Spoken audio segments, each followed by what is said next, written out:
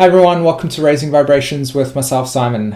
Today, guys, I'm going to be continuing with my Neptune in the Houses series, and we're going to be discussing Neptune in the 5th, or in Leo, which is a very interesting topic, to be honest, because this is probably the one that I'm the most afraid of when I'm going to share the information I am. And I'll explain to you why that is the case. But before I go ahead and do that, again, I need to ground everybody in the idea of what Neptune represents within your birth chart, or at least in life in itself. First thing you need to do is check out the introduction video. Again, a lot of information relative to how Neptune actualizes itself is there, and then that will help you understand more about the nature of the 5th house, okay? Secondly, like I've done with all the videos, just a quick analysis of the fact that Neptune will correlate to the natural way in which you spiritualize your life, through recognizing and connecting with Source. As you go within yourself, you recognize who you are, and it's that process of disillusionment as you project the ultimate meaning into something. You project something that is inherently pure, something that is inherently godlike, and something that is inherently full of love and experience and totality of everything. You project it into your reality and then get disillusioned by recognizing that it's not how it appears. And so that is the experience. So when we have Neptune in the 5th house, we're looking at the archetype of Leo.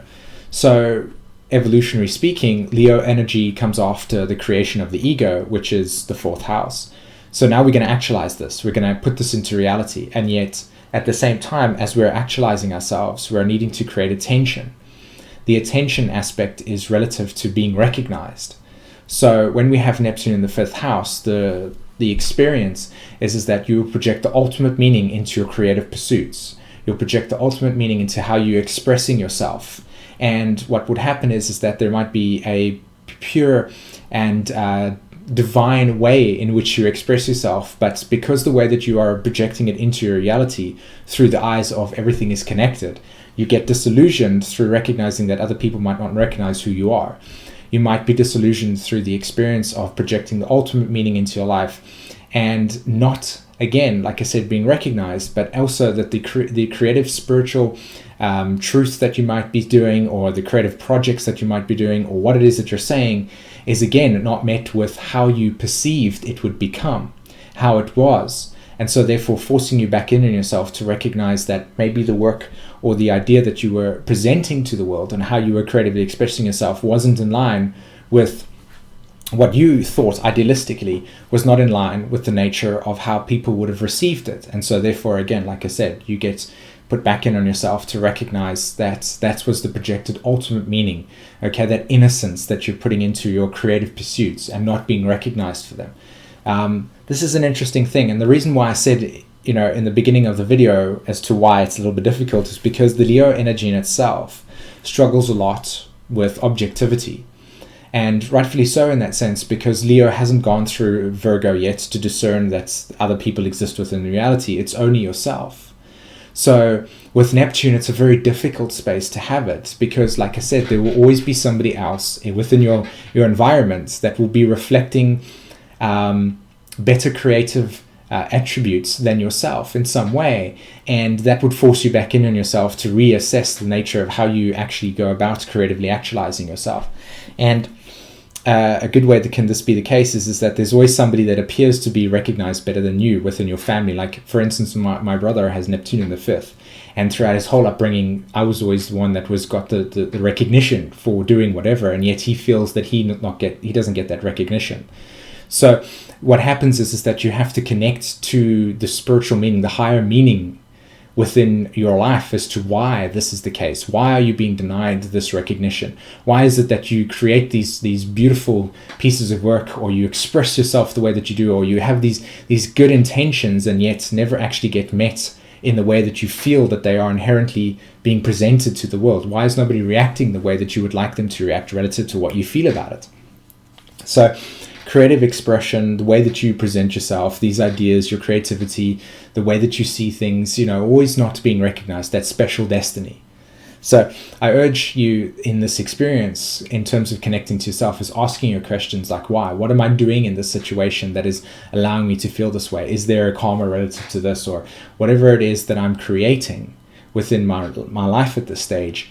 is forcing me into this situation. Now, what I can tell you is that it's a kind of a paradox or ironic, because at the same time as you are feeling that non-special creativity, you also do actually have it in that way, inherently within yourself.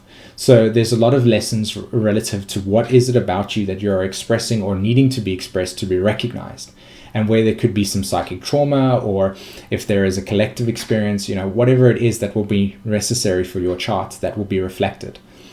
Okay.